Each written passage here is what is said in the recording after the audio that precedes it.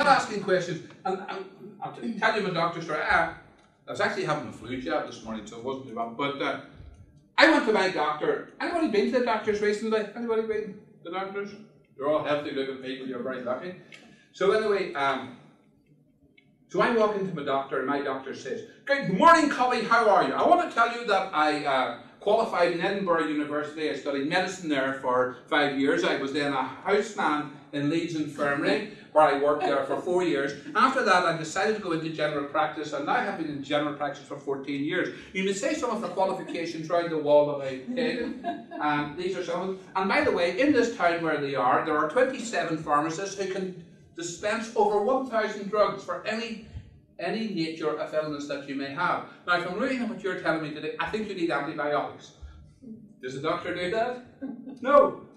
But do you know who does that? Salespeople. What does the doctor do? He asks me questions. He asks me, where is the pain? What's the problem? And that's what you've got to do. You've got to realise, one of the things, we're going to do an exercise in a couple of minutes. What are the top 3 problems that you can solve for a business? What are the top 3 problems you can solve for a business? Not the top 3 solutions. What's the top 3 problems of the business that you work with experience? Because that's what every business in this room does. No matter what business you're in, you solve a problem, you offer a solution. And you can't offer a solution until you know what the problem is. Isn't that right?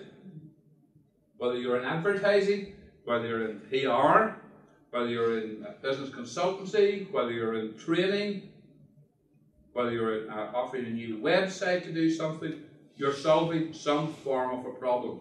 And you have to identify what the problem is. And then you add value by how well you solve the problem. And that's simply what selling. I do a workshop called Selling Solutions, or Sales Solutions. And what it is how businesses offer solutions. But you've got to ask the right questions. And it's not asking the questions. So that's why you need, and number 7 is poor preparation. That we're not prepared for what we're going to say when we're on the phone. And that's when we go,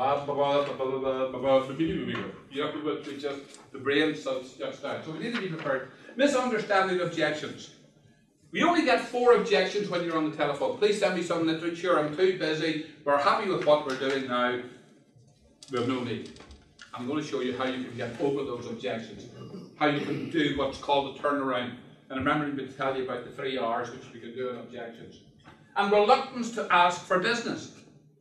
A reluctance to ask for business. One of the major things that people tell you is that people are afraid to ask them, what would I need to do to enable me to do business with you? Is that a hard question? I call that a hard question. You know why I call it a hard question? Because people don't ask it. What would need to happen for us to be able to sell you more brushes, Danny? What would need to happen for me to be able to sell you a new range of brushes? Yeah. So you would like a special offer? Is there any specific type of brush that you're looking for at the moment in your market that you feel there's a gap? You know, all those questions that you can see. And no matter what you're doing, advertising. You're selling, where are we? WordWorks. You're selling advertising. Publishing, magazines, is it? Magazines. Okay. So, what problems does advertising solve? It creates awareness of the business. That's the solution.